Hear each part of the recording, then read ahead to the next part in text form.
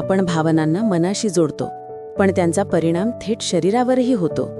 राग वाढला की हृदयाची गती वाढते, भीती आली की शरीर थंड पडतं, दुःख आल्यावर छातीत दडपण येतं.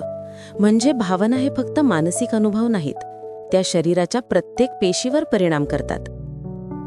दबून ठेवलेल्या भावना शरीरावर सर्वाधिक ताण देतात.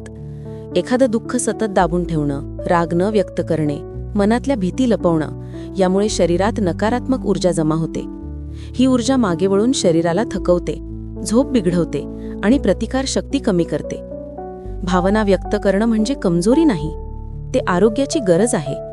मनातलं बोलून दाखवलं, रडलो, हसलो, लिहिलं किंवा व्यक्त झालो की शरीर हलकं होतं. मानसिक भार कमी झाला की शरीर स्वतःच्या उपचाराकडे लक्ष देऊ लागतं. नकारात्मक भावना आल्या तरी त्यांचा स्वीकार करणं महत्त्वाचं आहे. आपण मशीन नाही, भावना येणं स्वाभाविक आहे. त्यांना मी आहे सांगणं म्हणजे ते आपल्यावर हुकूम चालवणार नाहीत. शांत स्वीकार हे सर्वात प्रभावी औषध आहे. भावनिक संतुलन वाढवण्यासाठी कृतज्ञता, आपुलकी, प्रेम, दयाळूपणा या भावना मनात रोज वाढवणं महत्त्वाचं आहे. कारण या सकारात्मक ऊर्जा शरीरात शांती निर्माण करते आणि रोगप्रतिकार शक्ती जलद वाढवते. भावना निरोगी असल्या की शरीरही निरोगी राहतं. मन आणि शरीर यांचं नातं तुटू शकत नाही. एक शांत झालं की दुसरा आपोआप सुधारतं.